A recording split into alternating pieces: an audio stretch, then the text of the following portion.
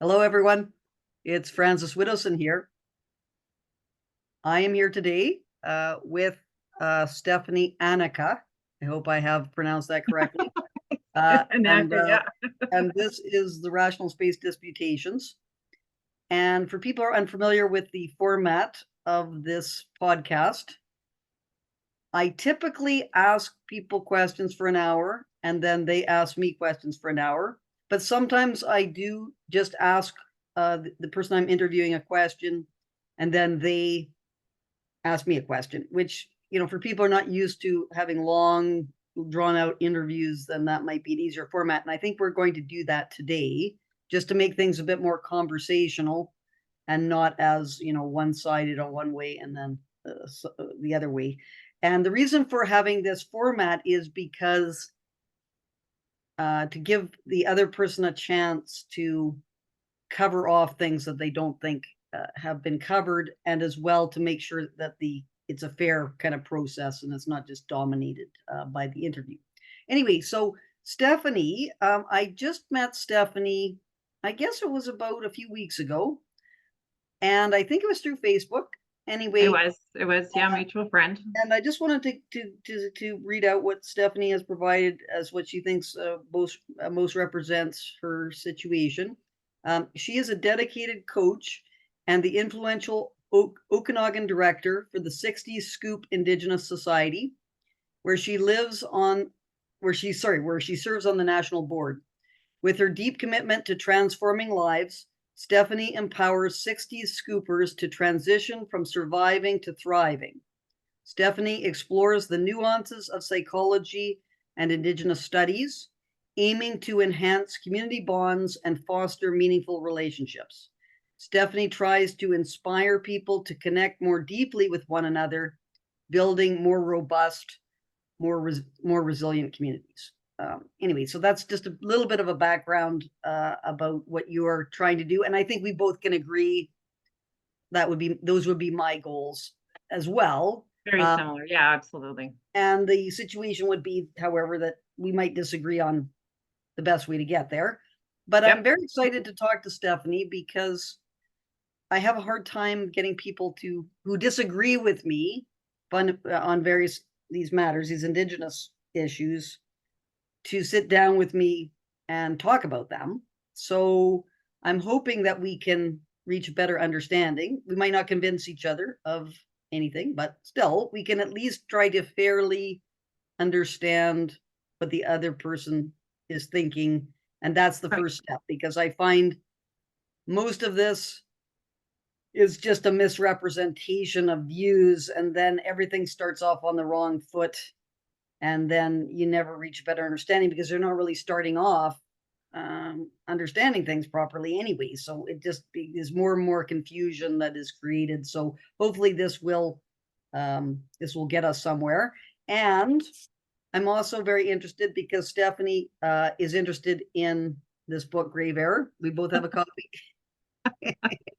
And I have read all these pieces at certain times in other contexts. Have you been able to read the You know book? what? I ordered the book off Amazon and I did get into reading it. I think I probably got like really close to the beginning and I already had like 3 or 4 questions, Francis. And I'm like, okay, so why is this and why is that? And it was just, So I can yeah. other people's work for my own work, which is Billy Remembers, which I believe is in chapter 5. Um, yes, on chapter 5. I can totally answer all questions with respect to that, but on some of the other matters, I can give you my speculative opinion, but whether it's actually systematically verified or not, probably not. But still, I do have some expertise in other areas of that this book is covering, but some of them will be a little bit outside my direct understanding. But before we get into grave error, Yep. Stephanie, perhaps you can just give viewers a little bit of a background on, how you came to approach me, and also your own educational background, your other things that you've been involved in. Yep. How do you happen to come to be sitting here today, perhaps is the best way to phrase it. Yeah, when it started, I was 3.5 months old, and the government came in and took me from my biological parents, me and my two older brothers. Um, and we were put into foster care, and then we were adopted out. My biological mom had 5 children altogether, and we all got taken. So now I'm 51 and having to piece my brothers back together. I have 2 older, 2 younger, and I'm the middle child. And this was in Manitoba. So I actually didn't even realize that I was a 60 scooper until 4 years ago. I was living here in Kelowna, British Columbia, and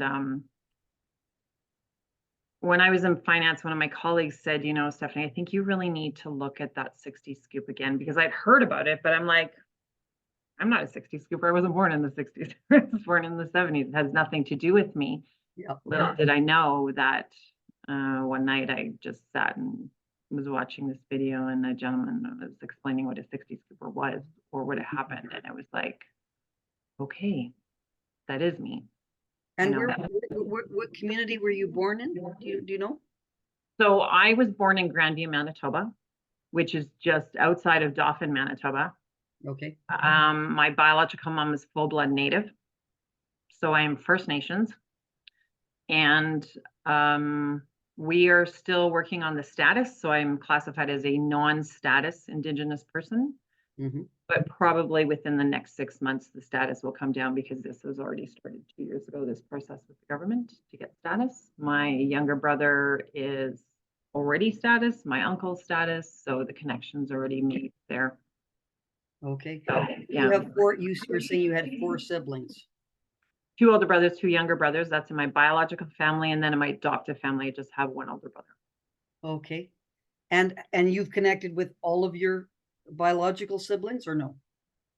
No, we're still missing 1. Okay. And is it known whether that person is alive or not, or where they are? No. I can't tell you if they're alive or they're dead. And, the process is not easy, so my sister-in-law in Manitoba with my younger brothers, like, work closely with her, kind of, she's, having a family, raising a family. And I'm just like, got lots going on with school and life, and being on these committees and trying to get to bottoms of the answers of issues that have come up in regards to 60 scoopers, so. And perhaps you could tell the audience a little bit about your educational, what you're doing in terms of your education. Well, I spent 19 years in security in Manitoba. I had gone up, I wanted to be a police officer, couldn't make it. Probably some of the underlying issues from being a 60 scooper may have just stopped me from that. Having bad relationships with people, that is a sure sign of a 60 scooper. So I did that. I've done 4 years of truck driving. I still have a class 1 license, still hold a class 1 license. So I've always got a trade as a background. So that's always good. Wish I had that. Well, if you ever want to, go to semi-lets, we'll figure it out. Go for a truck rider across Canada. I'm not very good at driving. So. But I often think of that, because they know they want people to do that. And I think at least I'd have a backup plan here. And you're at UBC Okanagan right now. I'm at UBCO. Yeah, just finished my 3rd year. Continuing with summer school. I have 1 year left, and then we'll have my BA, and then off to master's. Okay. Yes. And that's in Kelowna? It is here in Kelowna. So it's I'm taking psychology and Indigenous studies. Okay. And you're thinking about just completing that and then going and doing a master's in Indigenous studies, or are you wanting to get the BA in Indigenous studies? I really kind of wanted to go to a PhD, but I'm like, oh, okay, how long are we going to be in school for? So I'm like, guaranteed with the BA, guaranteed with the master's. The PhD is something that I have a future plan of putting together some offices, Indigenous offices.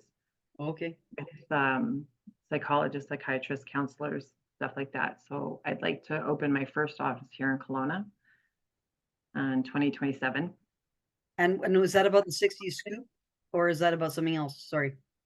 It's about having an Indigenous office that's very authentic to people, that when people are really looking for those answers, that they can come to this office, whether it's RCMP or looking for an expert for court, whether it's someone just looking for information, whether it's something to do with the 60s Scoopers. Like the 60s Scoopers is something that's just kind of coming off the ground right now. And there's a lot of going on behind the scenes in regards to people's story, but a lot of 60 Scoopers are stuck in trauma. And they're just, so I'm trying to go, how do we get these people who are traumatized now and who are older, like myself, or even older? And I've talked to some survivors, and it's just, they're so done. They're so sad. They don't know what the next step is, and they don't know how to move forward. So they're kind of stuck. And then there's some of us who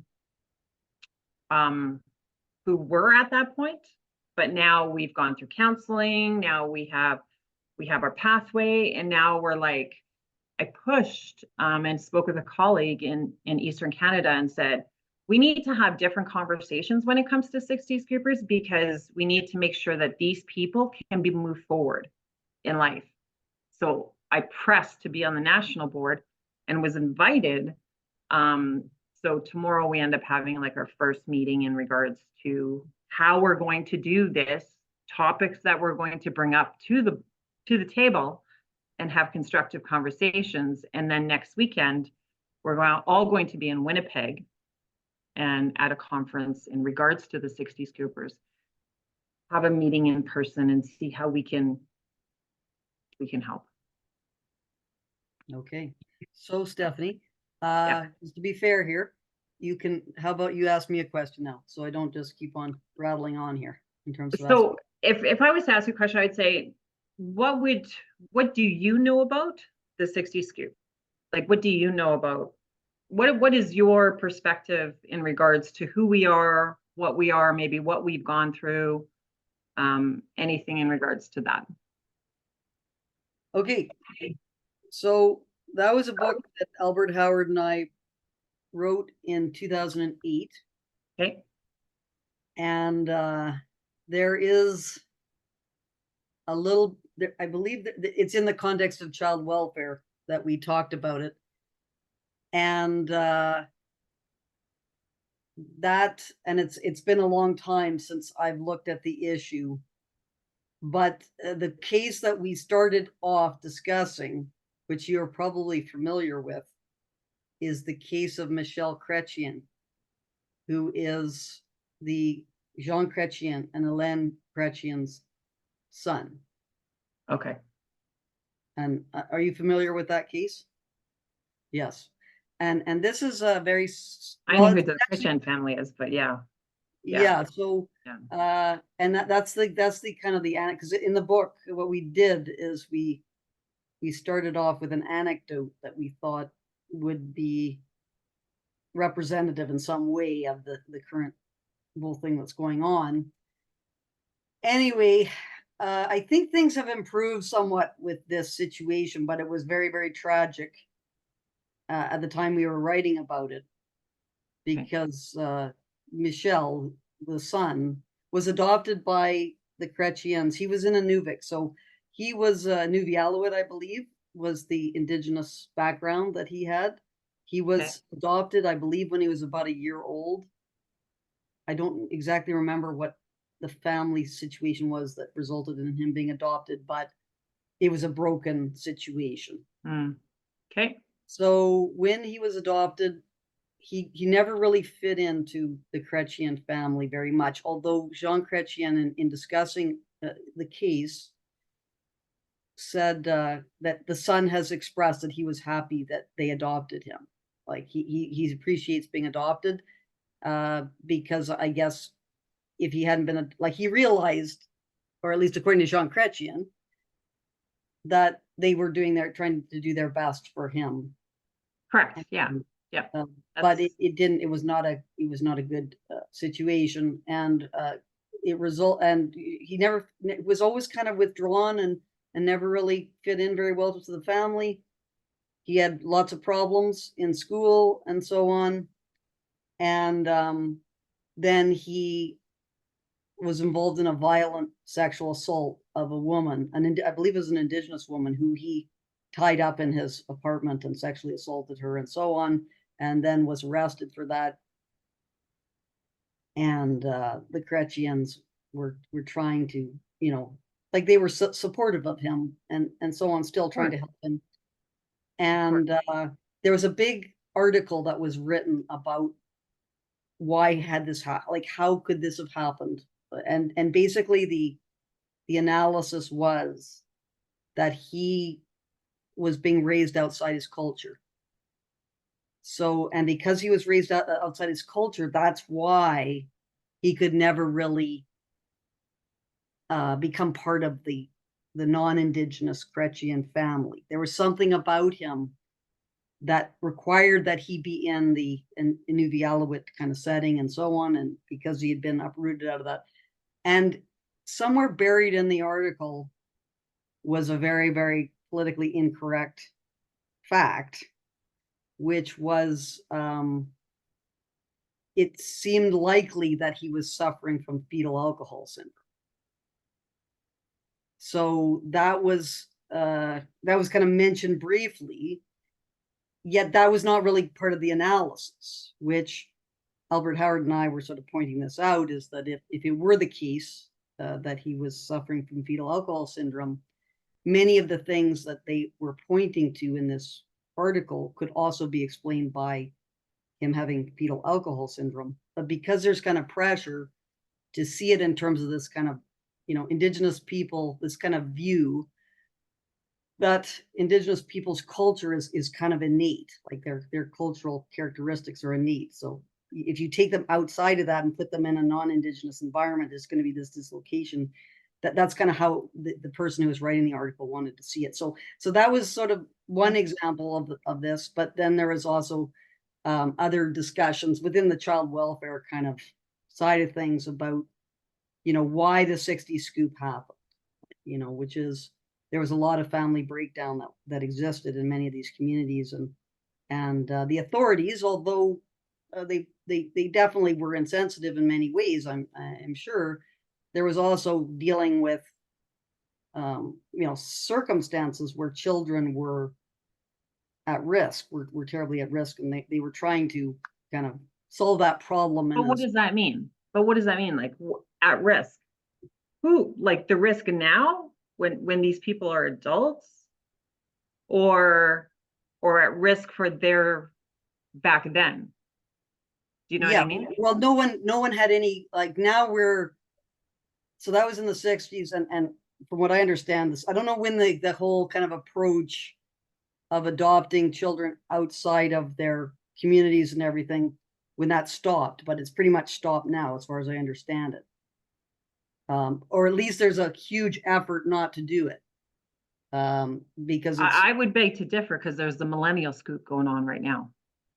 Yeah, but there's definitely caution. There's no caution at that time, because in fact, the kind of dominant view was it would be better for them, like, because they would be the more developed culture, and this would be according to the kind of mindset of the time. And what's the harm? Like, there's no downside and there's an upside. So like let's do that.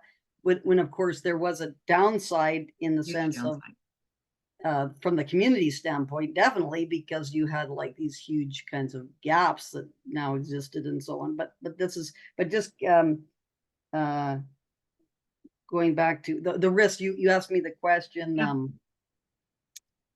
what was the risk? Well, the risk was you had in a number of cases alcoholic parents who were not looking after their children, and you had communities that had massive social breakdown which existed. So it was like a way of kind of transporting the child out of that and putting them into an environment which, while it might not have had perfect circumstances, was at least, parents who were wanting to have a child, wanting to raise a child, wanting to adopt a child, wanting to love a child, Yep. and so on. And there's a number of cases like this where, you have parents who are struggling to try to deal with this, and they have the child, and it's not just in, like, there's been adoptions of non-Indigenous children too, where Of I know I course. have friends who, two children adopted, not from the same family, but from different families. One is I know very well, was a friend of a friend, and is Yeah. completely functional, and the other child that was adopted is totally dysfunctional and a street person and all sorts of stuff like this. And the question is, okay, well, this isn't really a cultural side to this. It could be, malnourishment when in the womb, or it could be some kind of problem that existed with the pregnancy and the early years of that child's life, because it doesn't seem to be explained by the family in the non-Indigenous context, although it could be, like, parents treat their children differently.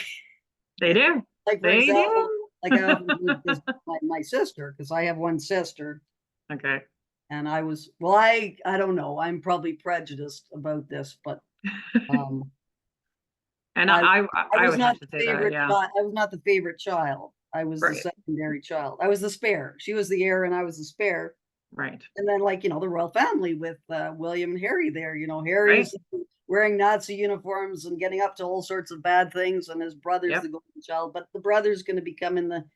the heir, and poor Harry there like, that's another matter though. Like, but who knows? I'm just trying Love to them, say but yeah, that, it's like, it's an like, these example. are very complicated questions of genetics and environmental factors and so on, and in vitro factors, and we often don't have all the information. So Right. anyway, so that was my I looked at that stuff in, I guess it was about 2004, 2005, but I have not revisited it really at all, because not because I'm not interested in it, but because there's just too many other things that I've been involved in. And to be honest, before I got into the residential schools area, which I Hmm. did in 2017, or actually 2016, that's when it started. And I was Yeah. warned. I was told, don't do it. Don't it's going to be terrible. And I thought, it'll be fine, because that was my kind of that's a little bit of my personality, is if I feel there's um, an area that is not supposed to be talked about, Yeah. I become more curious about it as to why that's the case. And so so until 2016, I wasn't even really, I was trying to get out of, not get out of, but expand my area of research into what's called woke, what would now be called wokeism. It wasn't called wokeism at the time, but it was what it is, and the whole university system and how this is happening to the university system. So I was heading in that direction, and now I've been completely sucked back into the residential schools file, but that's not completely in the same kind of area as the 60 scoop material, although it obviously has a lot of overlaps with it. I think a lot of these topics have a lot of overlaps from the Chrétien family.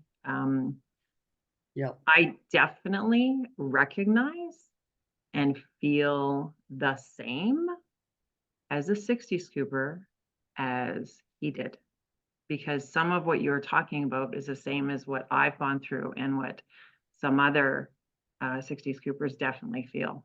Yes. Um, so just to ask you a question then. Sure. Um, so did you know that you were Indigenous always, or did you just find that out at some point? Um, Like how did I how didn't did have proof. I did not okay, have proof. okay. Um, So the I history of your adoption, Yeah. um, like how did that, like, how, what do you know about that? Did your parents I tell act you everything, or did they not want to kind of tell you, or like, were you aware of everything that happened? So I was born in 72. I was adopted in 74. Okay. So I'm just going to paint a little picture here for you. Wednesday, September 6th, 1972 is when I was born. Okay. I was taken at 3.5 months. Okay. What's the math on that? 3.5 months later, after September 6th would be? I'm not good at this. I assume Christmas. it's like Christmas. Christmas time. It's Yeah. Christmas time. Yeah. So you walked in to my parents' home that were married, and you took their 3 children at Christmas time. Yeah. You deemed my mother an alcoholic. You took her 2 kids, next 2 kids, directly from the hospital. And you expect this woman to be okay for the rest of her life. And you think that you're doing the right thing. And do you know, have you met your mother? I did meet her. Your Yes. biological mother? And Absolutely. and have you met your biological father? He had already passed away. Okay. My biological father was 48 years old when I was born. My biological mother was 20. Yep. So my biological father passed away in 1987. I think I was 14, 15 years old. Okay. So so you're taken at Christmas time with, and were you with your siblings or? Yep, my 2 older brothers, yeah. And they were adopted together. I was adopted separately because I was so young, I guess. I was just... Okay. So you were adopted. So first of all, this was, you went into foster care at this stage. At this point, yes, there's like the 2 years that I was in foster care till the time, I'm not even sure when I got to go to the PAW, but there's a 1.5 years in there. I don't know, and I still have some investigating to do in regards to it. And do you remember any of this yourself, or it's just like so what are your first memories that you had when you were with your adopted parents? A lot of it's blocked out. Okay. I And remember teenage years. I remember apparently at some point, like I have pictures of me on the coast here in Vancouver, and I'm like, I can see the picture. I know that's me, and I know that's my adopted brother, but I'm like, I don't remember being here. yeah, no, this is and I have this too. My father took all sorts of, and I'm not adopted. Well, as far as I know, I did see pictures of me, when I was a baby and stuff, but they, like whatever. But I think it's highly unlikely that I was adopted, and that my sister was adopted, and I don't remember. The first memory that I have is as a child who was scared, who was having a nightmare, and then I think that is probably a likely memory because there would be no movies or anything that would have like colored my memory. So that's the problem with memory, is that if you get sort of things that are implanted, then that can then become your memory, and wasn't your memory you had, you saw it in a movie or whatever. Right. Yeah. Absolutely. So you were told by your parents that you were adopted? My adopted parents didn't know anything about my former life. They But didn't know my yeah. name. They knew I was born in Grandview, Manitoba. Yep. And I think they might have known that my biological mom had some issues, but they never said she was an alcoholic. They never said she was a druggie. They never said anything. Yeah. They didn't know because they weren't given the information. Yeah. But but they told you that you were adopted? They told me that I was adopted. And I And found out because they were arguing, and it would come up, is this what I get for adopting kids? is that right? Yeah. Okay. Yeah. Yeah. So it was a struggle in that family, and And you were adopted with another person. So you had another sibling. yeah, Who was adopted, all blonde and blue-eyed. Who was in your family, in your new adopted family, but Yeah. they weren't related to you. And they were how old? Like, was there a difference in ages between the two of you? He's a year older than I am. Yeah. Okay. So, Yeah. and were you adopted relatively soon together, or was there a period I where? think we came from the same agency because my mom had, my mom, when I talk about my mom, it's my biological, or it's my adopted mom. That's my mom and my dad. I do have a lot of respect for them. I kind of look at it like, they did a job that my biological parents didn't do. Yes, You know, but they were so, saying, are they still alive? no.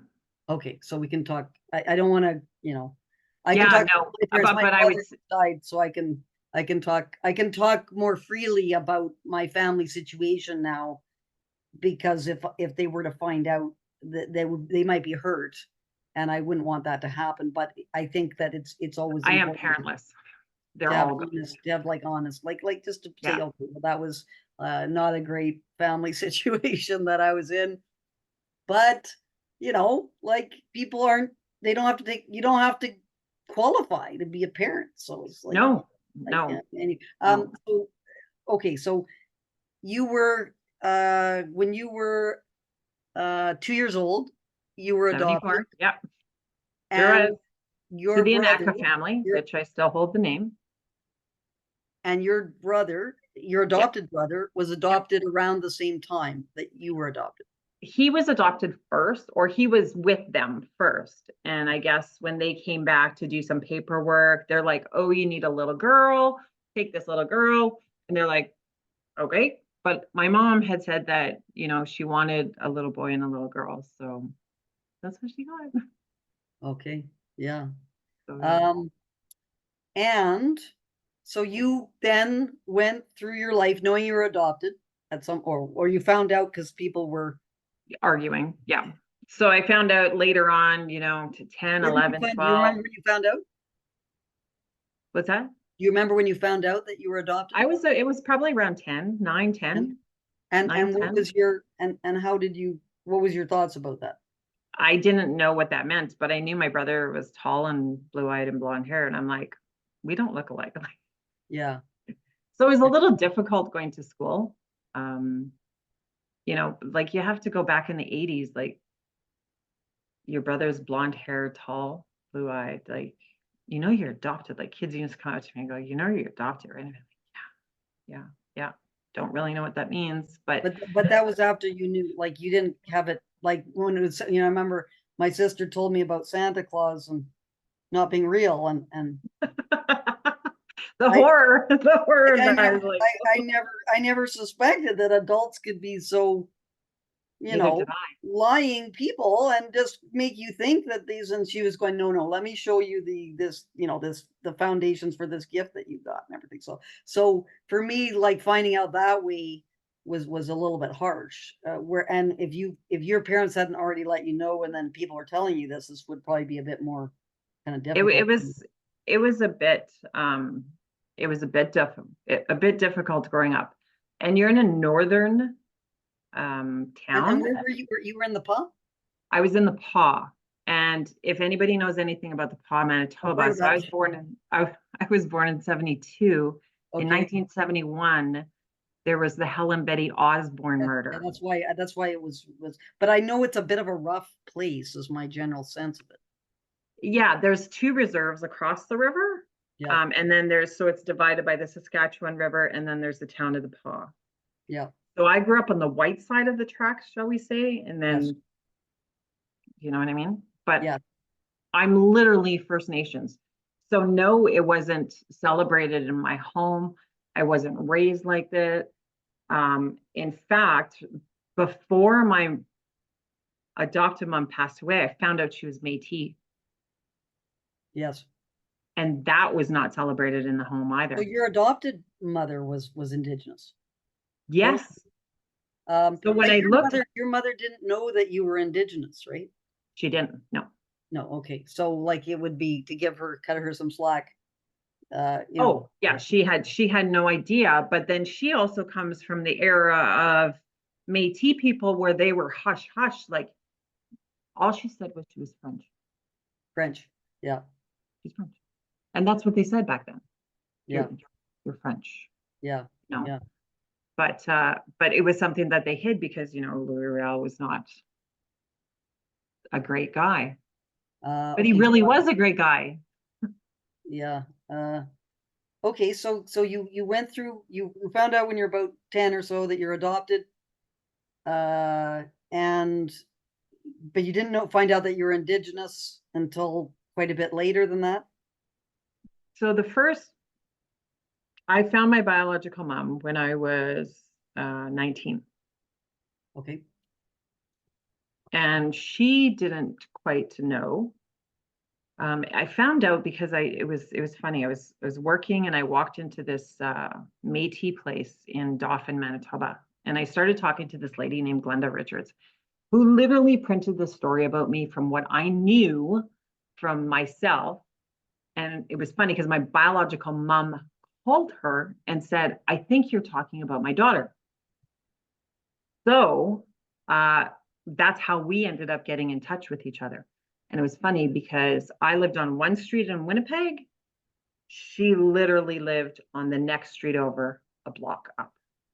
Mm, And this yes. is how close like we were, and no idea that she was my mom. Mm. And so at this point, were you trying to find your biological parents? I was, yeah. Yeah, so you didn't know you're Indigenous. You just wanted to find your biological parents. Yeah. You were kind of It was important for medical reasons. It was yeah, important yeah, yeah. for But my what own made you go into identity. this Like, Métis? What made you? It was a Métis organization that you were going. What made you go into the Métis organization? so back in the day, I was in sales, and so there used to be something called Grapes Restaurant in Manitoba. So we were selling these cards for Grapes Restaurant, promoting it. So I walked into this place and I'm like, and I just started talking to this lady and kind of told her about my adoption and what I knew. And she was like, "Yeah, I'll help you find your mom. Why not?" So that's And kind of so how this was a place that was like what they did. This organization. it was a Métis agency. Okay. And I don't know if putting people together was part of it, or if it was just for Métis people out in Dauphin area or Native people or whatever. But they were kind of like a resource center, which if I hadn't stepped in there, I mean, like, where would I be now?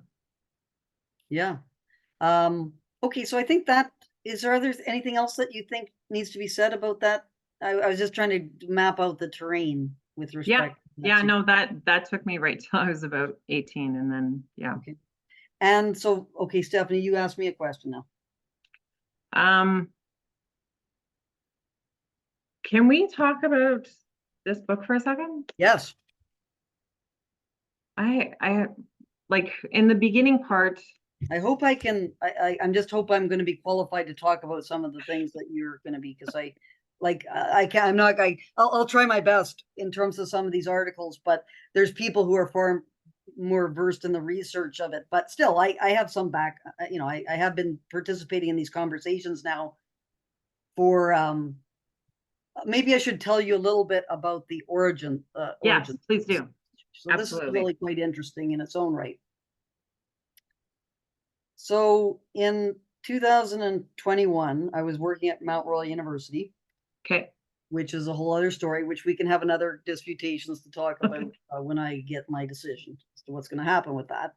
Okay. Anyway, I in 2016, I think it was, or maybe it's 2015. That's when the Truth and Reconciliation Commission report came out, and I was I thought that the way that it was being talked about was not very academic, and I thought that it needed to have more analysis, but I thought there was a lot of pressure to not really question things. And Rodney Clifton and Jaime Rubenstein had written a piece in the National Post criticizing the report's findings, and they were castigated, and there was a huge blow up about this kind of thing. And I was going, this is really this is a very contentious area here.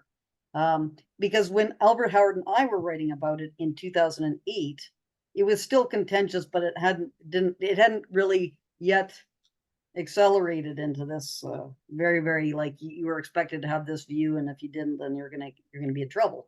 So then I was at giving a roundtable on indigenizing the university in 2016 with my colleague Liam Haggerty, who I organized it with. Okay. And it was just a huge gong show. It was totally unexpected. Well, it wasn't totally unexpected because there was a few skirmishes that I'd had about stuff. Anyway, I was talking about residential schools from the perspective of what Eric Hobsbawm calls identity history. So there's a lot of circumstances where groups become invested in their history, and this results in the history not being able to be talked about in a very academic way. And I was mentioning this as just an example of this. Okay. For indigenization. It wasn't even on residential schools. It was just on how the residential schools were an example of identity history that was occurring. And as I tried to talk about this in this quite very, very contentious panel that was happening, someone yelled from the back, "Be careful!" And I was starting to talk about this. I went, "Whoa." So I thought, whoa. And so I thought at that time, well, I think I'm going to do for my next conference, I'm going to do something on the residential schools. And I was telling a colleague about this, and they're going, oh, don't do Sticky that. subject, sticky subject. Yep. Yeah. And I was going, well, no, I'm doing it. Well, back, like I've done this all my life. I'm not going to back away from this. Okay. So anyway, so there was a big gong show that happened with respect to that in 2017 at the Canadian Political Science Association. And then I got hooked up with Rodney Clifton and Mark DeWolf, who published those pieces in their book, From Truth Comes Reconciliation. And then in 2021, yeah, when I was working at Mount Royal, that's when the Kamloops case came out. So, and at the time, I knew there was cemeteries that had been abandoned and so on. I thought people are jumping the gun, seriously jumping the gun on this. And one of my Indigenous colleagues had something about, I just talked to my mom last night, and the murdered 215 children at this is like, and this kind of thing. And I was going, oh, it's like, I don't know exactly what's going on here, but I really doubt that there was 215 children who were murdered and but I don't know what's going on. So Rodney Clifton and Brian Giesbrecht and myself did this YouTube event with the Frontier Center and Society for Academic Freedom Scholarship on the difficulties in talking about the unmarked graves in universities. That was the subject matter. Can we discuss those unmarked graves? And we did this event. And then not that long afterwards, about a few weeks or a month, I got contacted by Nina Green. And I didn't know who Nina Green was at all. And she was wanting me to connect her with Brian Giesbrecht and Rodney Clifton, because she was from Kamloops and she was having a lot of problems with this Kamloops discovery, and she didn't think this was correct and so on. And so she and Jaime Rubenstein and there's a group of us of about 6 or 7 people who formed this email group to kind of share information about specifically the Kamloops case, but more generally residential schools, and then more general than that, Indigenous, non-Indigenous relations. And there's a few other tangential things, but most of it is on residential schools in the Kamloops case. And so then that just kind of got this acceleration of things where Nina, who is an amazing person, researcher, she's dogged about detail. Like, I'm not that detail oriented. That's not one of my strengths, but she certainly is. And there's a tendency for people, especially in these areas, to overextend their claims. And if you're going to start getting 15, 20 people, you're going to have a lot of, unsubstantiated things that then turn out to be wrong. And then you're trying to deal with errors anyway. But Nina's very, very good at this, and she kind of keeps everyone in check to make sure everything is very, very clearly factually oriented. Yes. So a bunch of people and I did this piece. I first of all tried to, so I Nina had a whole bunch of research that she had done, and she wanted to stay in the background at that time. So like she was very much was worried and didn't want it to be known who she was and everything. And so she gave me a whole bunch of research that she had done and didn't want to be mentioned in this piece. And I went to work before I got fired from Mount Royal in putting together this piece called Billy Remembers, which was about drawing a linkage to this what was called the satanic panic kind of episode okay. in the 80s and the 90s, where there was all these kind of allegations of satanic abuse, and they turned out to be completely just misremembered kind of circumstances and so on. And there was a lot of this going on in Kamloops based upon a defrocked United Church minister whose name is Kevin Annett. And he was involved starting in, I guess, the 90s, 80s and the 90s with people on Skid Row in Vancouver and all this sort of stuff. And he was I read some stuff on that. and he got booted. He was doing you sort of saw him as a Jesus Christ type of figure, some kind of prophet.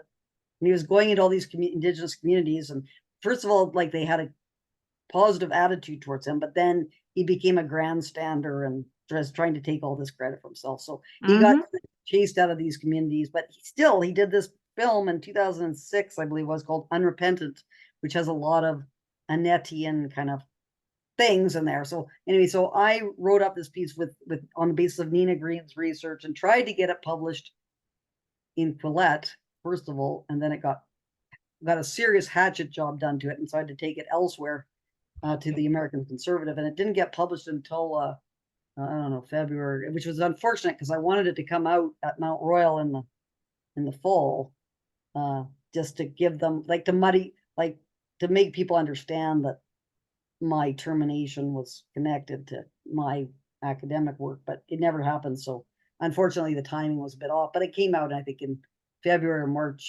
2022. Billy Remembers, that was.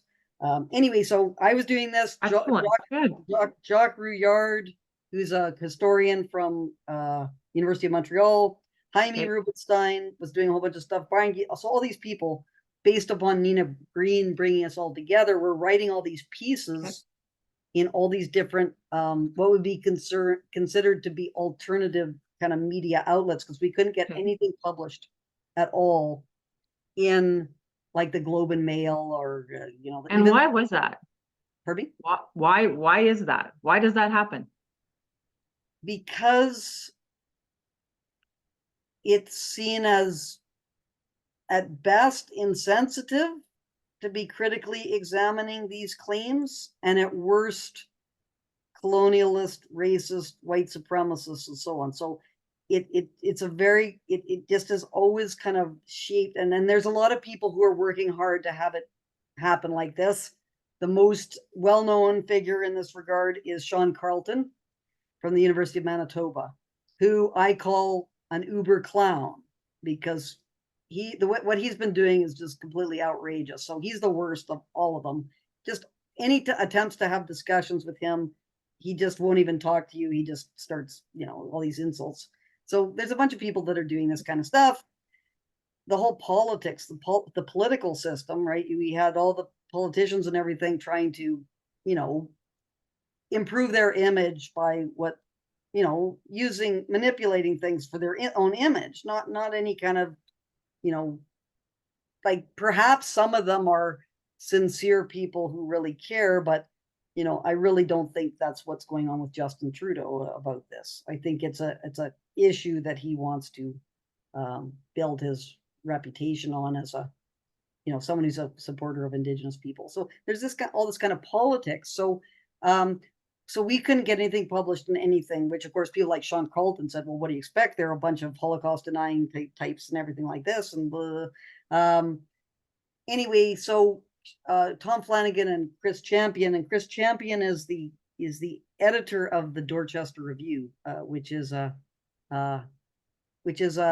historical journal that looks at a whole bunch of things, and it's kind of got a conservative orientation, I guess. It's interested in upholding the honor of Canada a little bit, like that's its kind of thing. And Tom Flanagan, of course, he's well known as Stephen Harper's brain trust. Anyway, I'm a socialist, an Orwellian socialist. So I'm kind of amused at all these bedfellows that I am involved with. But in the end, I've got my work and I want to get it out there, and that's what I do. So at this point, I'm just whatever. I'll just publish in wherever that I can get published. Anyway, all these pieces started to accumulate, and then Tom Flanagan and Chris Champion decided it would be a good idea to kind of compile what they considered to be the best of those pieces into this book, Grave Error, which has a little few problems because of that. Because of that, it does have quite a lot of repetition in it. So, and their justification was, if they were going to do a serious editing of all these pieces, then it would have been a year-long project for them to get everything. And we wanted to get it out there as quickly as we could. So it has, there's a lot of overlap between all of the chapters, but still, there's a lot of different pieces too that have different things that they're looking at. But my piece in there is about specifically on the Kamloops case, and some of my more theoretical stuff on what I call neo-tribal rentierism is also touched upon a little bit in there. So that's kind of the history of the book Grave Error. Chapter 5. Chapter 5 in the book generally. Some of the areas I'm familiar with, others. Okay, so since that's my answer, I will now ask you a question about that. Sure. So you were when you first heard? So when did you first hear about the book Grave Error, and what was your original kind of response to what you had heard? I was talking with a friend. I call him Professor Scott, a friend of mine.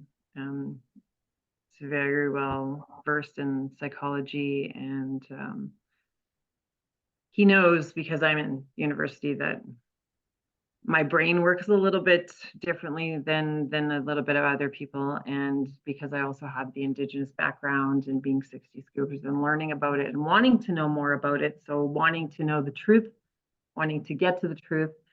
So he suggested that he's like, I have a book for you to read. And I said, okay. I said, I'll check it out. And so he said it was Grave Error. So I went to Amazon and I ordered it right then and there. And it came in. And so I started reading it last week. I didn't get very far, where I had some issues with the book. Yeah. And they're not like, some made me angry. And some, I still don't have answers for. So, I'm not sure if you can shed light on them. Some you can. And have you read my chapter? I have not as of yet. Okay. So, but we'll leave that aside. Not that whatever. So what made you angry? So one of my questions, so I have these little tags in here, and one of my questions was, like, in the book, it talks about Justin Trudeau and how he says that the new statutory holiday, in which will take place on September 30th each year. Now, when you go to 94 calls to action, and so this is which chapter are you looking at? Sorry, you're like right at the very beginning on page. So this is just the introduction. Yeah, page 24. Let me just look. I just want to make sure that I'm not. It's in Kamloops, not one body's been found. Okay, that's Jacques Briard. So that is a historian from Quebec, French Canadian historian. Kind of interesting, because I think he's the only French Canadian author, as far as I understand it. And that's kind of an interesting thing, because Nina she was trying to get historians in Quebec, to be interested in this topic, and he was the one historian who was interested in working with Nina's research and that eventually resulted in that piece in the Dorchester Review. So when I look at the Indigenous residential schools, who started this? Like, who did this? Who started this process? Who backed them up? Where did it start from? Government? The churches? Yeah, so Yeah. it was the government started it, I believe, and then this is where I have to. This is not something that I have Yeah. said specifically, but I know that the government, and actually Egerton Ryerson, who I'm not sure if you're familiar with that figure. I've heard the name, yeah. So that was all the big stuff about Ryerson University in because now no longer Ryerson University, because Ryerson is now seen as a problematic figure. He was even before. I don't know what the timing was, but there were circumstances, and also in Quebec too, where there was an attempt to assimilate Indigenous peoples into the in Quebec into the French Canadian society. That was kind of the idea of the religious people at that time, to create, and this was in the context of farming communities. Right. Whereas in English Canada, it was the fur trade that was the dominant thing. Like in Quebec, the attempts to bring about like the habitant and all the farming stuff was more that was much more developed than in English Canada, where it was largely fur trading, and then gradually the farming started out later. It was later. It was much later in that context. And in the context of Ontario, English Canada, I don't know if Ontarians ever had this view that they were going to form a new society which was going to bring in both Indigenous and non-Indigenous people. I think it was much more segregationist in English Canada than in French Canada. Right. So there was from quite a much more before Canada got formed as Canada, the idea that there had to be some kind of school system set up, and a lot of it had a religious kind of flavor to it. Absolutely, because yeah, That was the the truth. yeah, it was the churches, right? And a lot of them did come from Ontario and Quebec, Yes, so right across Canada. but no And one and ever, like, I'm personally am an atheist, so I don't accept. See, that's what makes me relatively well placed to talk about all this, because I don't have any skin in this game. I don't yeah, I don't want to defend the Catholic Church, or I don't, and I'm not a conservative at all. I don't. I'm actually I'm in a very line. neutral ground. I'm unaligned politically now because I just can't. I can't figure out how to what my. I have no liking for any of the politicians in any of their capacities. Right. So I'm just trying to, as objectively as I can, and I know that that's not possible to be completely like that, but I have that as a goal to try and figure out what's going on.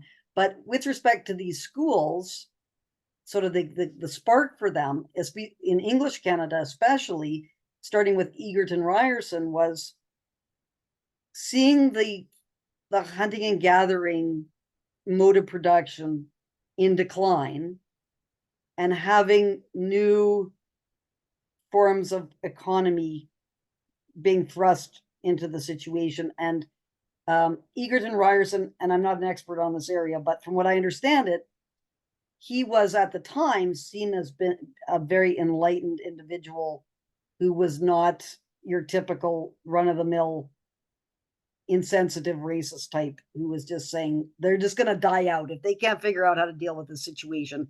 They're going to die out, which was quite a common kind of view. He didn't have that view at all.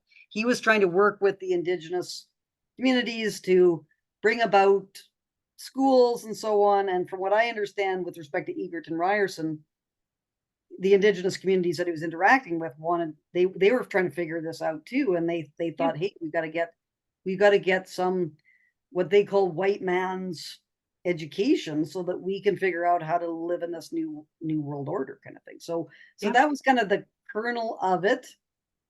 And then you had the buffalo collapse, the collapse of the buffalo hunt, and a lot of like serious immiseration happening in the prairies and so on. And so that's when it became Johnny MacDonald was the figure at that time. That's kind of when Canada just came form, and Johnny MacDonald was trying to figure out how to deal with this problem, and in some ways he was very coercive and just basically withheld food from people who wouldn't go into the communities and start like this.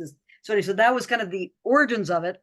And then the churches were brought in. There was also a group called there's a lot of missionaries that were pre-Canada context as well.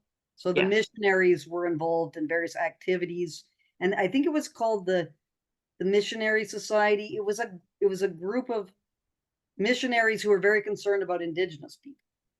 And I can't remember the name of it now, but they were quite prominent. So they were trying to stop, they had a Christian view about that Indigenous people were Jesus's children, just like all other children. And like what people like, I think it's Sir Francis Bondhead was the name of the person who was really kind of a genocidal, in the true sense of the word, really had very, very negative racist attitudes towards Indigenous people. And they were trying to fight against that and say, no, that's not, we shouldn't, as Christians, we shouldn't be doing that. And sort of similar to the anti-slave kind of mentality of many Christian missionaries. So that was kind of the thing. And so the churches got brought into it because of their own interests in it. But also, the government knew that it could pay them, it was cheaper for them to get the churches to do it. So by getting the churches to take responsibility for it, they could get these missionary types who had a kind of religious interest in the whole thing and saw it in terms of a religious kind of type of activity, as opposed to how much money are you going to pay me to go and live in these rather unpleasant conditions and outside of what I'm used to and so on. So I think there was a kind of a coming together of both the government, which was trying to think through how to, bring Indigenous people into the capitalist system, the changing capitalist system, and the Christian missionary types and the churches and everything who economically had an interest in it, but also had some kind of religious kind of interest. So that's kind of my understanding of how the residential schools came about. And one final thing, there was a report done by a person by the name of Nicholas Flood Davin that was in, I believe, the 1880s, sometime around that time. He was commissioned by, I'm not sure which government, to go and look at the situation in the United States. Okay. And he went down to the United States and he took a look at what they called, it was either boarding schools or industrial schools. And they set up these schools. Yeah. There was day schools. So this is, in some areas there are day schools, but then there's these boarding schools. Yep. And the thought at the time that he wrote up in his report was that the boarding schools were much more successful in educating Indigenous people than the day school type of model, because if you use the day school model, you had the children would be taken away to go on hunting parties and things, and then they would come back 4 months later and they'd not remembered anything that they'd learned. And so in order to kind of impose all the disciplines and the attempts to kind of inculcate the values and the skills and so on, it was more effective to put Indigenous people children into these boarding schools. And there was sort of an attitude that the adults were a lost cause. You would never be able to educate the adults. The children, if you got them young enough and took them away, you could you could kind of transform. You could do some difference. Yeah, you could change the world. You could do a lot of it. But when you talk about genetics, they're ingrained in us. And when you deal with Indigenous people, we know it's 7 generations back and 7 generations forward.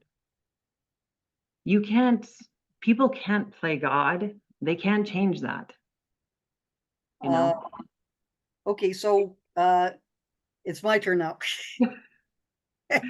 That's a good segue there into this idea. Okay. So the argument, as far as I understand it, is that culture is to some extent genetic. Indigenous culture is genetic. Yep. Do you think this is particular to Indigenous people, or do you think that culture is generally genetic in all people? And if so, well, there's those two possibilities: is that specifically Indigenous people, where culture is genetic, and then there's just everyone has genetic culture. And why do you think this, whatever? Well, okay. So what I can speak is I can speak about my own culture. Okay. Technically, Yeah. I would like to think that if a Chinese or a Japanese person had their own certain cultures, that they would want to raise their children like that. But if you took that um, that child and put them with a white family, what does that look like? And it was something that we had taken in psychology, and it was something I read in my first year of psychology. I read this common sense. It was common sense chart, and it was like your first. It wasn't common sense. It was something else. Your first child was going to have enough intellect. They were going to be your prize child, the first child born. And they had these rates, like how it was rated, right? Your first child had, enough common sense and they were going to have the best of the best. The second child, not so much. And it went down, and I looked at the bottom and it said, an adoptive child in a family that was not their biological parents had the worst rate of intelligence. The worst. And I'm like, that's exactly what happened to us. So when you talk about people having the genetics, it's ingrained in us. And scientifically, through euthogenics, Yeah. they have it scientifically proven that trauma can affect 3 generations. So not only has the Indigenous world been talking about this 7 generations, now you're talking scientific proof in regards to it. So now it's being backed up. It does affect, like it absolutely affects. So when I grew up, when I found out, like when I was here in Kelowna, and I found out that I was a 60 scooper, I walked around with this inside. This is what I walked around with. This, you know what this was? This was a hole inside of me. I didn't know who I was. I didn't know my identity. There's zero foundation that's solid. So the foundation had to be fixed, which means I really needed to know who I was. And I thrive on identity, individual identity, because I feel it's very important. Frances, the day that I found out I was a 60 scooper, it must have been like 1:30 in the morning when I was watching this video, when this gentleman was expressing who a 60 scooper was. You know what happened?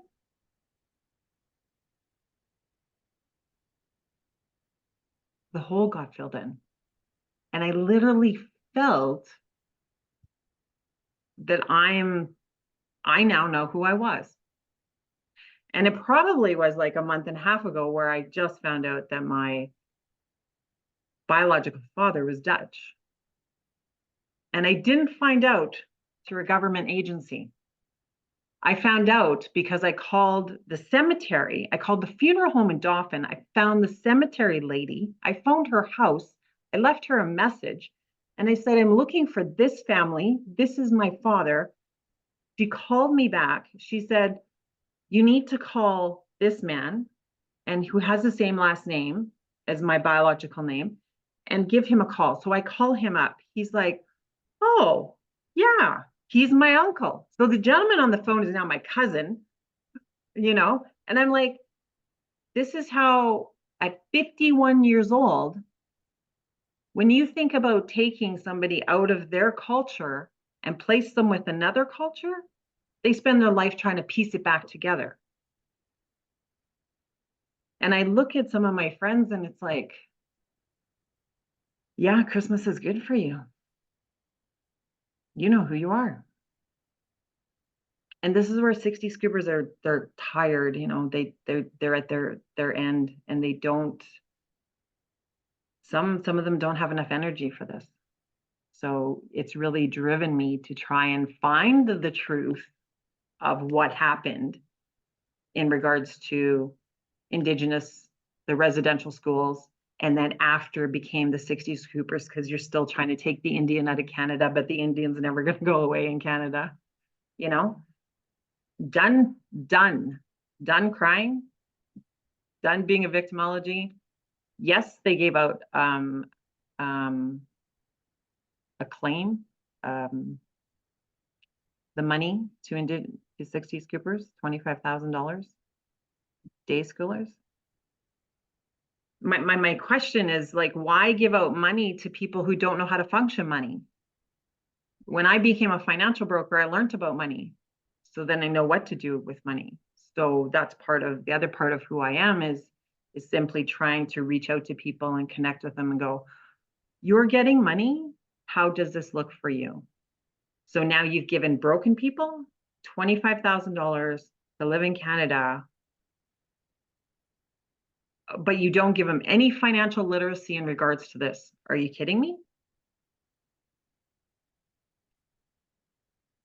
So I struggle with the whole thing about the residential schools, the 60 scoopers, the millennial scoop, all these kids out there, they're being ripped, and they're not given their culture. They're not given, you know, their perspective, you know, let them learn about it. It's not happening. So it's not okay. Now we have a holiday on September 30th from a government that had these schools in place.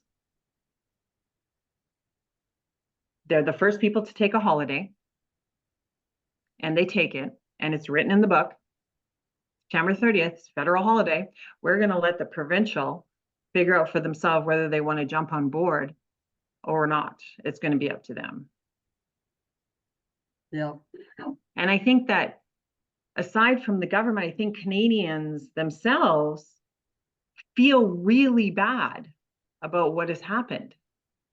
You know, Yep. I think most people do, and I think that most people want to help. But you know, I wear this shirt in university. It says "fuck colonialism," and I asked some of my teachers, and I went up to them. I'm like, "Hey, prof, like, does this shirt offend you?"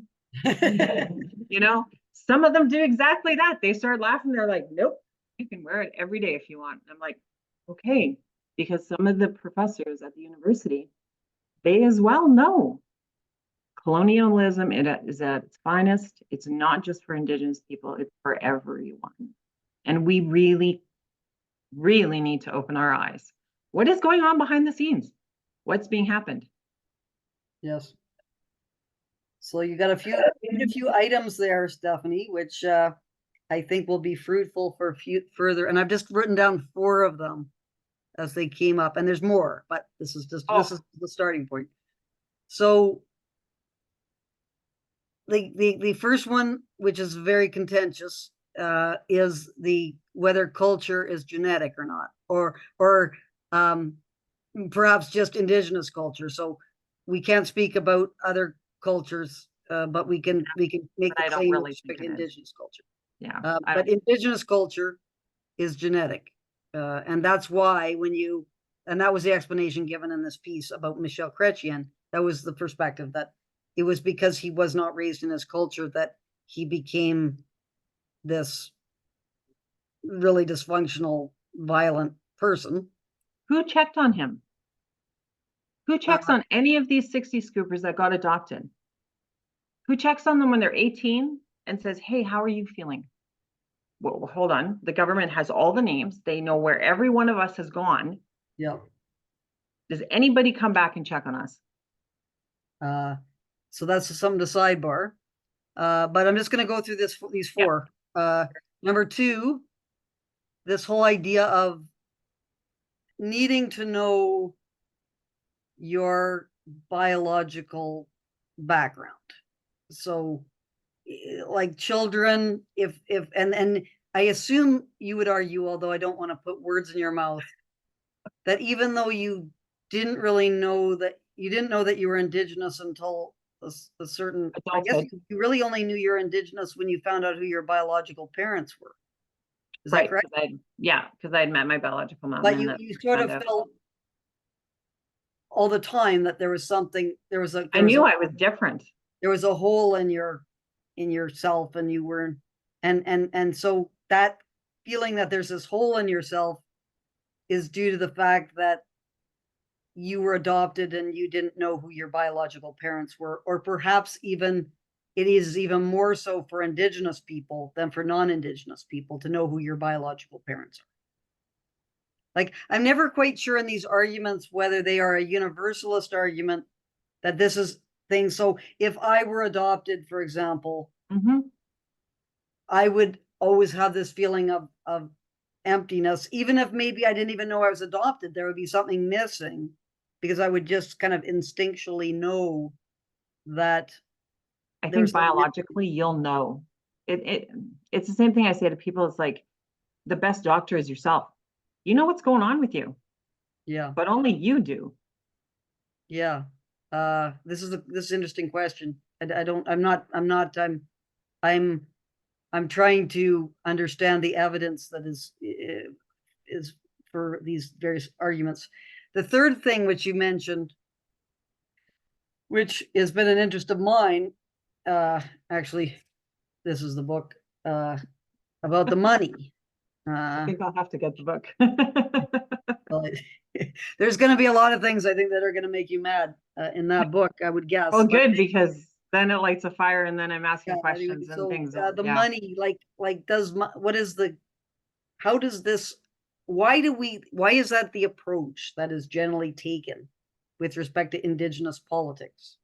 Is the kind of the putting money, like payments of all sorts of all kinds, like why is that being done? And number four is this question of the holidays and all these other kind of what I would consider to be symbolic types of things, and whether that is got any benefit to it, or why is that being done, and so on and so forth. I think if I recall, the 94 calls to action asked for a day. Yeah. If as long as I think I recall correctly. I think you're correct. Yes. But they haven't fulfilled all the calls to action. So I think only 11 or 14. They latched onto the holiday. Yeah, it's really slow moving, and at this rate, I think that it would be closer to another 100 years before they all get done. And I'm like, I struggle because I'm like, I don't understand why. Well, I don't. I'd have to look at some of them were just totally out of their hands. So out of the commissioner's hands. So, for example, the Pope wanting the Pope to apologize or whatever. Now, the Pope did end up apologizing, but whether the Pope apologizes or not has nothing to do with the Truth and Reconciliation Commission, and he might not have apologized, or like it's all kind of. For some people, I think that it may have given them closure. It may have helped their themselves, personally, to hear that apology. Same with like Stephen Harper's apology, when he apologized. I know that touched a lot of people. So yeah. Acknowledgement. One of the things like humans need is the acknowledgement. I want to be heard. I want people to hear me. This is an issue. I was raped. I was hurt. I was taken away from my parents. Yeah. But sometimes it creates more anger, because it's like, for the people. So my guess is that Stephen, and I don't know this, just based upon the type of person Stephen Harper is, I don't think that was a sincere apology. Is my guess. I watched it. I've seen it a few times, and the reason why I don't think that it was sincere is because I think it was whenever you get into these political things, just like I don't think Justin Trudeau and his teddy bear leaning like that is the most disgusting, one of the most disgusting pictures I've ever seen. Well, sorry, that's too extreme. I was disgusted when I saw him doing that, because I just saw it as a complete photo op kind of thing. And the guy, when he's trying to show his concern to whatever, he goes on a surfing holiday in Tofino, and like, so. Well, his birthday is December 25th, right? He was born December 25th, 1971, but there's this crisis in Canada, and you took an oath to uphold Canada. So guess what? Yeah, you're going to be ridiculed for going to Tofino to have a vacation. Yeah. Your birthday or not. Yeah, but this was September. This was the September 30th. Oh, the September 30th, right? So that was the holiday. Yeah. So September 30th, we have this holiday that has been brought in because the Truth and Reconciliation Commission suggested this. All the politicians want the holiday because, one, they get a day off, and two, it's a way of symbolically showing what a thoughtful, concerned person they are about these things. And the whole thing about it was, you were supposed to be, if you believed in it, this holiday, using that day to make yourself better acquainted with the legacy of things that had happened, the terrible on that day. Yeah, like Remembrance Day. Like it's like going surfing. Yeah. So now I think everybody should just go to Tofino. Legs shot off. Ask how a veteran who's had his legs shot off. Yeah. Feels about if you've heard that Justin Trudeau went surfing on Remembrance Day. Right. Not very happy, I would guess. No. Because it shows a lack of sincerity about the situation. And I think this whole thing that Trudeau's doing with this is just playing an incredibly dangerous game for political points. And I don't think this is, and my own view about a lot of this now is, people deserve honesty. Even if they don't like what you're saying, you should at least be honest and give them the opportunity to hear what you honestly believe.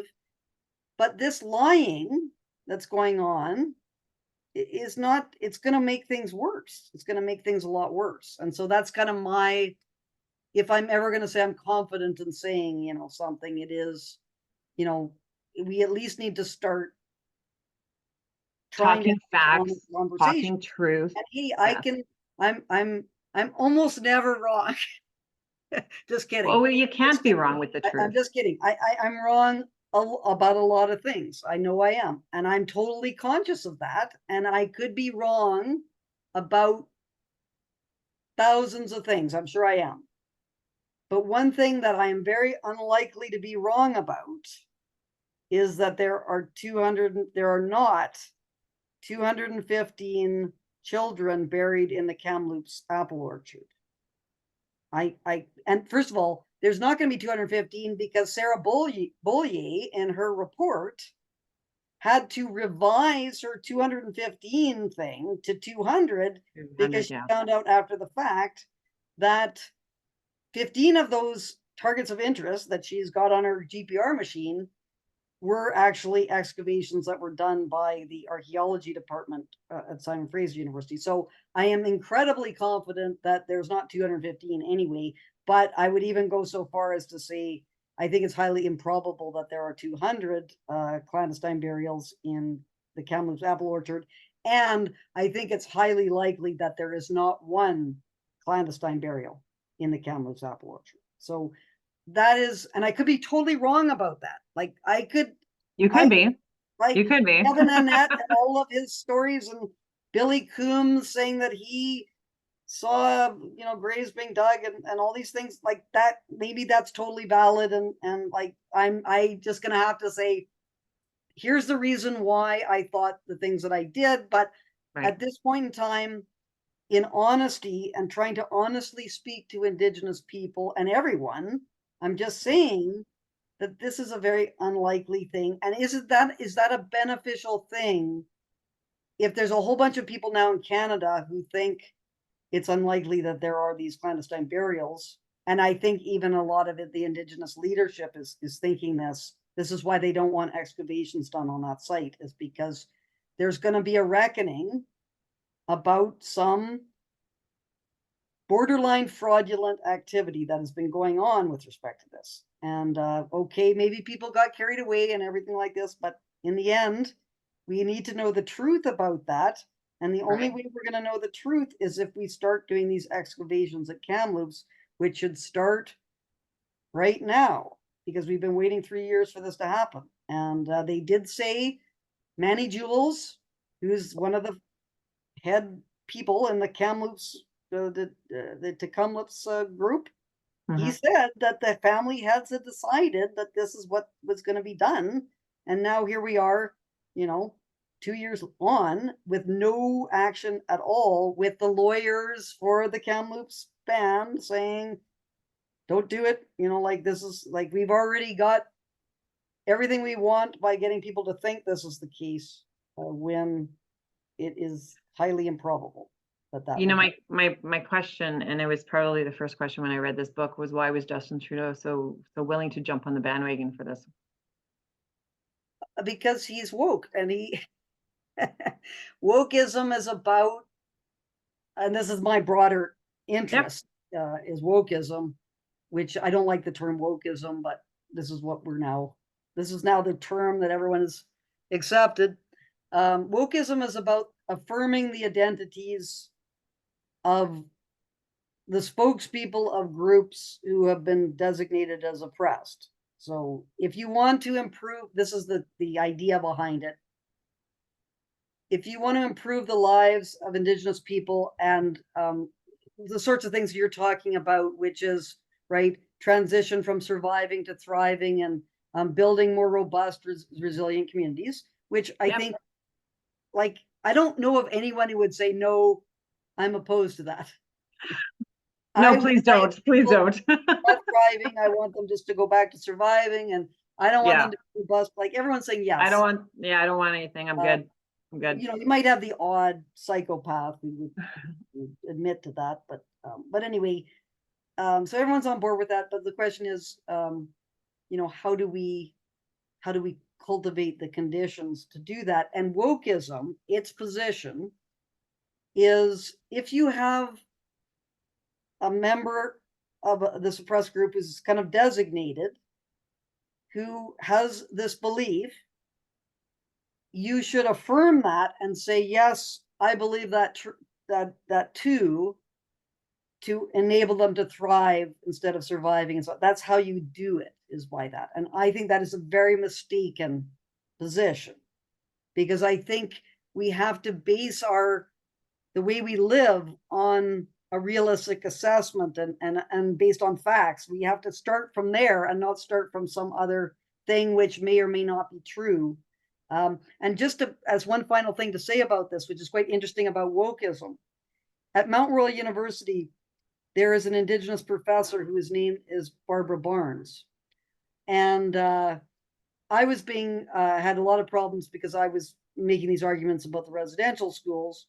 Okay. But it became known at some point that a professor was teaching that there were both positive and negative aspects of the residential schools. And I don't teach about the residential schools at all in my classes, because I just try to stay out, keep my own stuff out of there, so I don't get into these.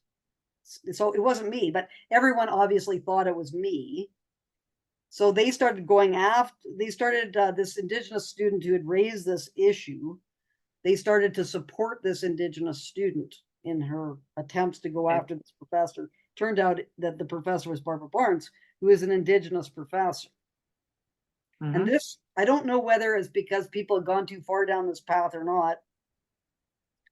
They used me, and then they found out it wasn't, or whether they thought that just saying that there's positive aspects of the residential schools, that's an unacceptable view to hold, and you're not allowed to hold that. Anyway, this was a very strange situation because my understanding was if you're an Indigenous person in wokeism, if you find out someone is Indigenous, you should just affirm everything that they're putting forward in wokeism. But in this case, with Barbara Barnes, shouldn't everyone have been affirming Barbara Barnes's kind of understanding of things instead of like getting and enabling the students? So that seemed to me to be a very odd situation, which I still don't quite understand, which is it's not just what everything that every Indigenous person says, because some Indigenous people we don't listen to because their views are not seen as being the right views to hold, that if you were truly an Indigenous person who has the right way of thinking about things, like these kinds of things. So I think, so in answer to your question about why Justin Trudeau jumped on the bandwagon. Because he's under pressure all the time. And I get it. Accept everything that the designated, the properly certified Indigenous spokespeople say. And that was what is the where the teddy bear photo op situation was Cowessess, the Cowessess case. Okay. And that to me is one of the most shameful kinds of circumstances, because the Cowessess case was known to be a cemetery where all the crosses had blown away and it had not been maintained, and it was just kind of no one, and it wasn't even Indigenous. It was a community cemetery that was connected to a hospital. So all sorts of people were buried in that hospital, Indigenous, non-Indigenous, young, old, whatever. And these graves that existed were just an abandoned cemetery that, got turned into some kind of field for, I guess it might have been soccer playing or something, or I'm not sure exactly what. So that whole thing was a totally dishonest kind of maneuver. That was not Justin Trudeau. He was just playing along with it. But I think it was Cadmus Delorme who was the chief of that like that is what he did there was just totally inexcusable, because he knew what this was, but he pretended that this was some kind of crime scene and so on, and it was not. It was a cemetery that had basically been abandoned, and they didn't know. And now that was true. One of the things that might be of concern is you have relatives and they're buried in various areas. Yep. For some people, it's very important to find out where their relatives are buried. That's something very important to some people. Not me. I don't care. I am an atheist. I don't care where my relatives are buried. But that's me. Like, I shouldn't be saying, oh, well, because I don't care, that means that no one else should care either. I'm sure that some people do really care about this. So if that's the case, some people we should be helping those people to find where their relatives are buried and go about doing it in that way. But that's not what all this stuff about Kamloops and everything is, because there is not one parent who has said that their child never came home from the Kamloops Indian Residential School. That's not what's going on there. They have a cemetery in Kamloops that is where the band has buried its dead, and that is across from a Catholic church, and it's there. And there's a lot of markers that aren't there anymore either. So there's probably a lot of bodies in that cemetery that people don't know where their relatives are buried in that cemetery. But that's a totally separate issue than the Kamloops apple orchard, which this should be disentangled. But because people have an interest in, who decided they should be buried there in an orchard? Who decided that they should be buried in an orchard? Well, it's unlikely anyone is buried in that orchard. Okay. So The churches are connected to the government. Yes. Well, they probably still are in various ways, but at the time, like in early Canadian history, like everyone was religious, first of all. So Everyone, if you everyone. were declaring yourself to be an atheist in 1870, like It was, not good for you. you might even be put in jail. I wouldn't be able to be saying the things that I say about religion in 1870 because it would have been blasphemy, first of all. And it was really in the UK. I think it was the last one was, um, 1968 or so. Like that was the last kind of case where someone was tried for blasphemy. Okay. And I think Canada still has blasphemy laws on the books. We just haven't prosecuted anyone for this, and they probably can't anymore because if you don't use a law for a number of decades, it becomes what's called a dead law, and it doesn't. It hasn't been used, as it is, it's gone out of use. So you can't expect people to understand that blasphemy laws exist when no one's been prosecuted for blasphemy for like the last 70 years. So the church and the government in 1870 were very, very closely aligned. Very close. And so it's not surprising because, and not just residential schools, any school. So I remember when I was in grade 5, and this would have been about, 1970, I guess, or so. Our Okay. teacher used to Yeah. read prayers in the beginning of class. Yeah. But that was unusual. She was the only one who was doing it. Okay. And fortunately for her, no parents didn't know about it or didn't care. Like my parents didn't care. So Oh, okay. whatever. Like you go ahead, Mhm. like just don't pay attention. If it bothers you, just daydream and don't think about it or whatever. But at the time, I wasn't someone who had a particular view about religion that I was thinking about. But still, like that was a very strange thing for this teacher to be doing that in a public school, to be having prayers that she would hold at the beginning Right. of class. Yeah. Oh, yeah.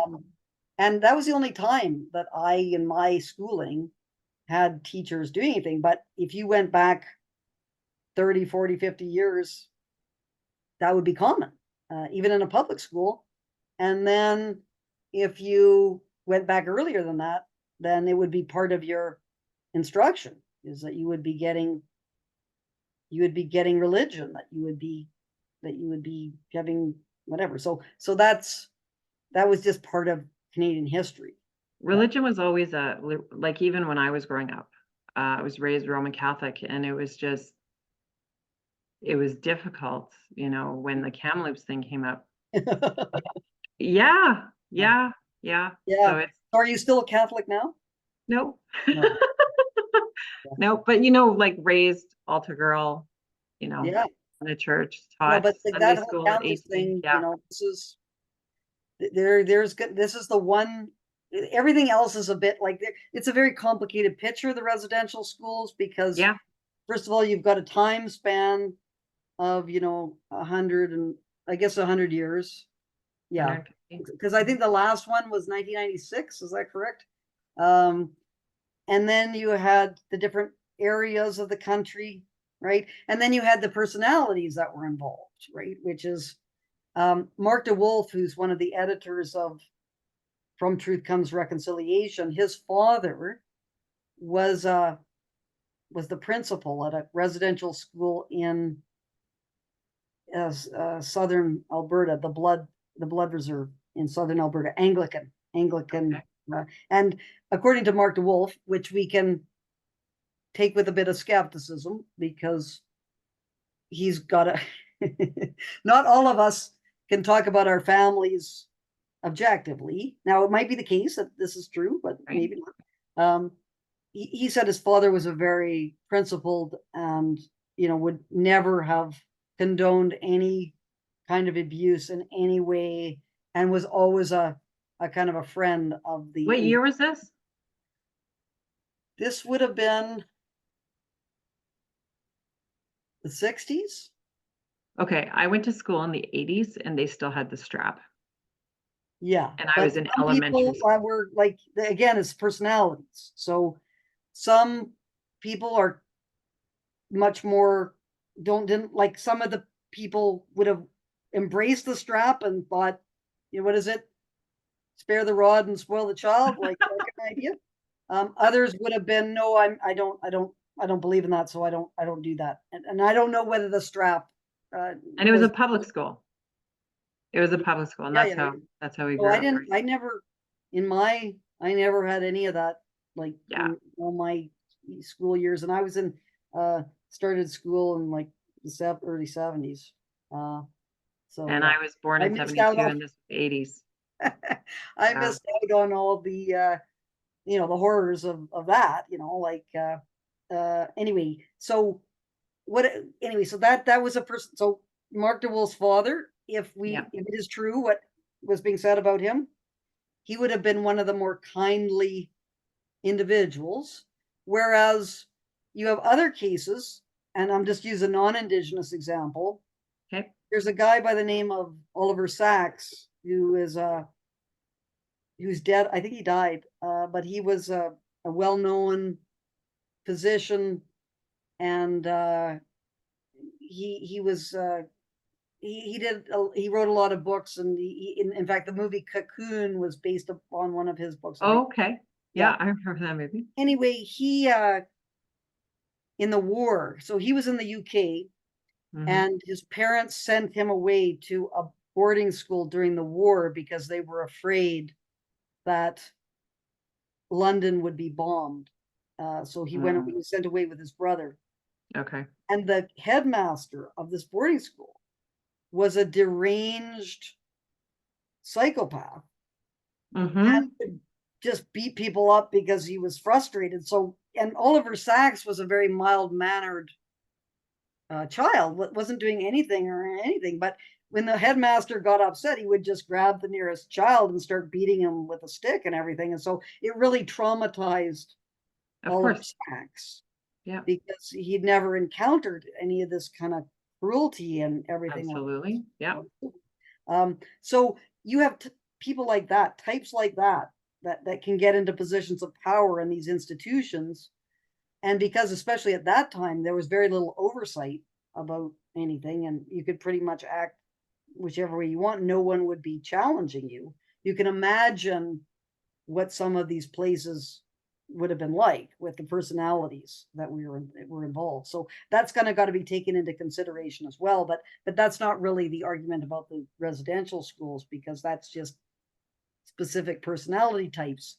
The more important question about the residential schools is whether, as a project, that was a fundamentally flawed initiative.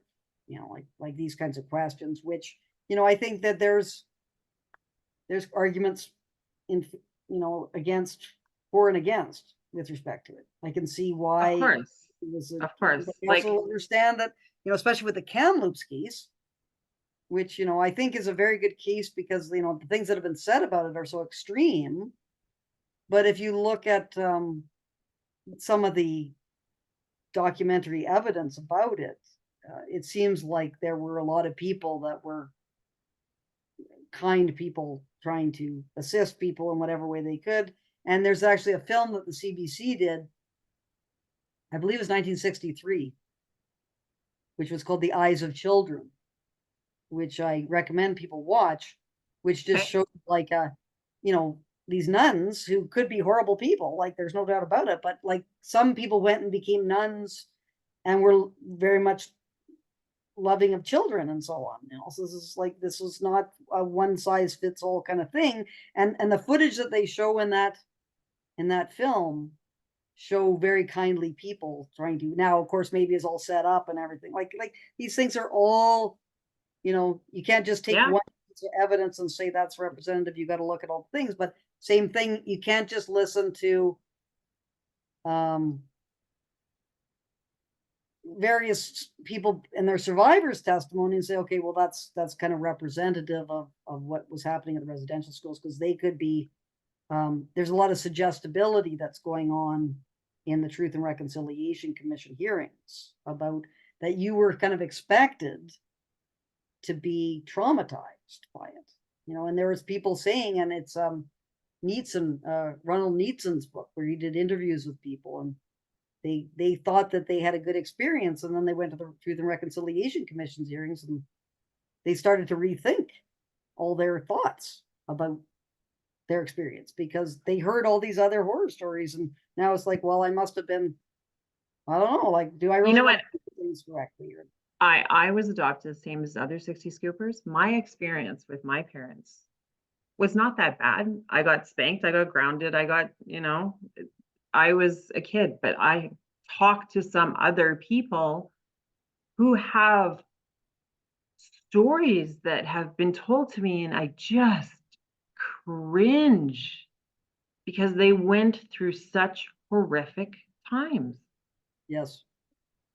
But these testimonies, though, themselves, and this is the very delicate thing about it, is that people's memories of things are not always accurate.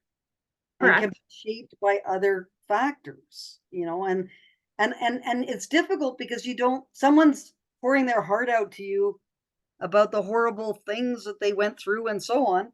As a person who's a sensitive person, you're not going to go, well, I would maybe try and get some other, piece of evidence and look at this, because that, maybe your memories of the horrible things that you endured, maybe this is not really being remembered properly. Like that's not something. Yeah, it's something that we've discussed in psychology. Yeah, I don't want to do, like, I'm just saying, with respect to the Kamloops case, like I would prefer to, focus on the things that are as can be determined as objectively as possible. And this thing about the Kamloops burials is one of those things, because this is not too difficult to figure out, because we just have to, first of all, get the Bollier report. So this is a big issue now. I have a piece coming out in the Western Standard tomorrow about this. Okay. Is that Sarah Bollier, who's the archaeologist who did the ground penetrating radar survey in Kamloops, her report, she did a report on this, and it was going to be released, and the Kamloops band said that it was going to be released to the public, and then they decided not to release it to the public. The archaeology department, when they were contacted about this, said that 5 archaeologists had reviewed Sarah Bollier's report. We don't know who those archaeologists were. And they were vouchsafing for that and say that that was done all according to the standards and everything like that. And then Nina Green was pursuing these members of this archaeology department, and they shut it down. And they said, no, we just got notification from the lawyer who is with the Kamloops band, and they have told us that we are not to discuss this matter anymore with the public. And so my demand is, okay, I can accept that the RCMP, you don't want the RCMP involved in this, because there's all these bad history and distrust. Oh, yes. I can accept you don't want to start excavations, because this could be, certain people are going to be opposed to it and everything like that. But one thing I will not accept is keeping that Bollier report secret, because it was, first of all, it's paid for by $40,000 grant from the Canadian Heritage Department. So it's public money. Okay. It was promised to be released, and it wasn't. We have all this cascading stuff that is going on because of this report, and we need to have it examined to look at the methodology that was going on. And we can't trust the archaeology department at SFU, because they are totally under the thumb of the Kamloops band. So it's like, at least let's release this report and take a look at this and see where we are.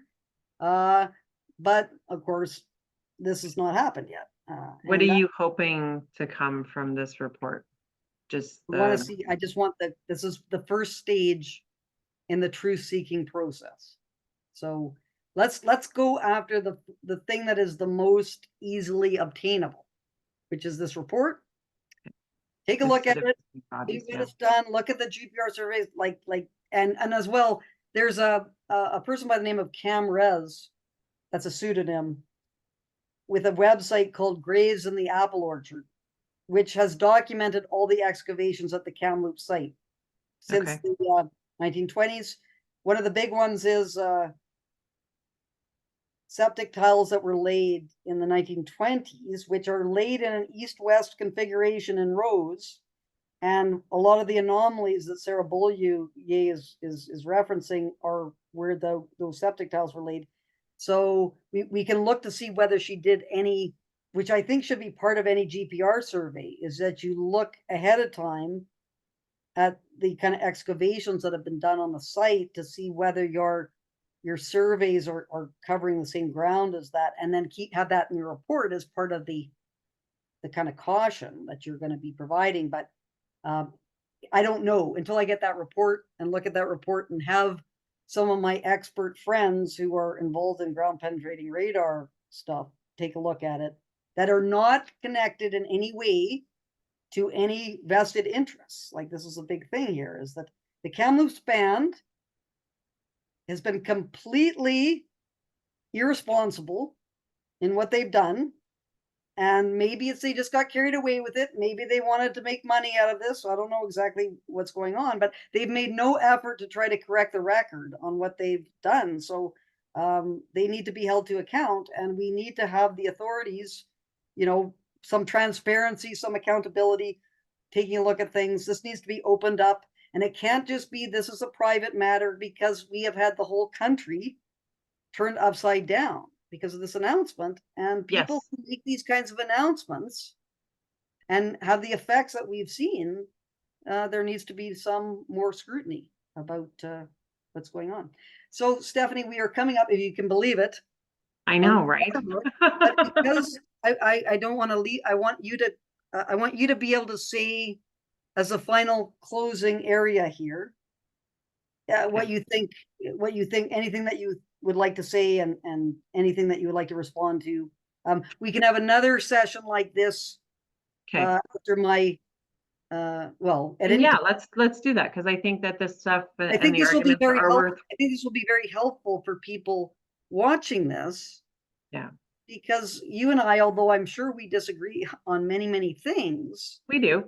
because we value sort of the truth-seeking process, you can Yeah. sort of say, well, Frances has her views. Some of them seem pretty crazy to me, but I'm willing to hear her out and whatever. And I can say, well, Stephanie, she's in another kind of context than me, and she has information that I don't have access to, so I can sort of try and recalibrate my thoughts. So I think that's going to be very helpful, and we can meet again at this point. And our mutual friend Scott, might also want to become involved. And there's another person, I'm not sure if you know of him. I've asked for his assistance. His name is Lloyd Robertson, Lloyd Hawkeye Robertson. Okay. He is a psychologist from Regina, Okay. and I have a rational space disputations that I did with him, I guess it was a year and a half ago. Anyway, I want to bring him in to Sure. some of these discussions, because he is a very rational person, and he has thoughts about things, and he would be very, very good to talk about things. Anyway, I'll leave the last few minutes to you in terms of anything that you would like to say. Thank you. First of all, I really want to thank you for your time and inviting me on here. And in regards to this, I would caution people in regards to their presentation and how they view these things with Indigenous people. And just I feel like when the 215 Kamloops happened, that there was a heaviness over Canada that I felt, and it didn't matter if you're Indigenous or not.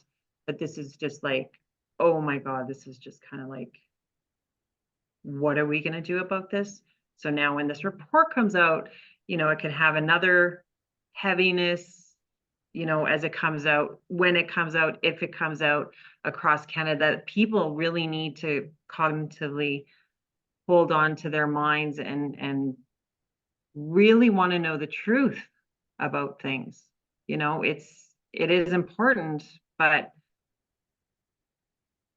at the expense of children and families and Indigenous people all over. I think that people deserve the truth.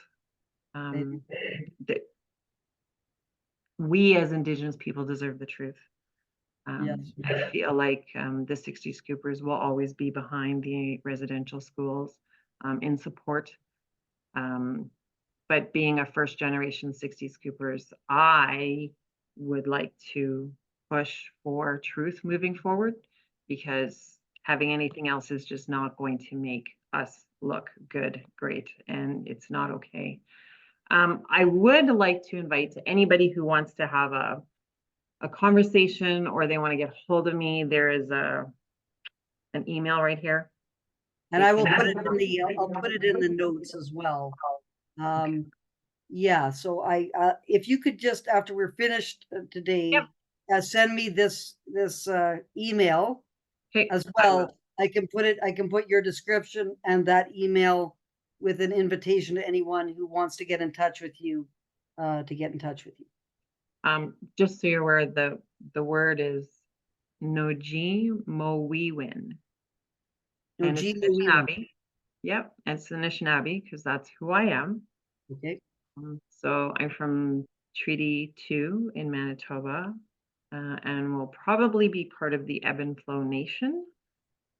So I spent the last little while learning a few words in Anishinaabe, taking a language from the University of Winnipeg, just on some evenings and stuff. So just to trying to connect with my culture, so just making the effort on my own, just trying to do that. So yeah, I value anyone comments, questions, concerns, email me. And Frances, thank you very much for your time. I would love to be part of any future conversation. I think I don't like to get optimistic about these things because I've been in this kind of battle for quite some time. Yeah. But I have to say, next to my conversation with Lloyd Hawkeye Robertson, I think your willingness to discuss things and, have this kind of give and take, Yes. it Yes. could, pave the way for something better coming out of all these discussions. Thank you. Anyway, thank you so much, Stephanie, Thank you, for appearing on the Rational Space Disputations.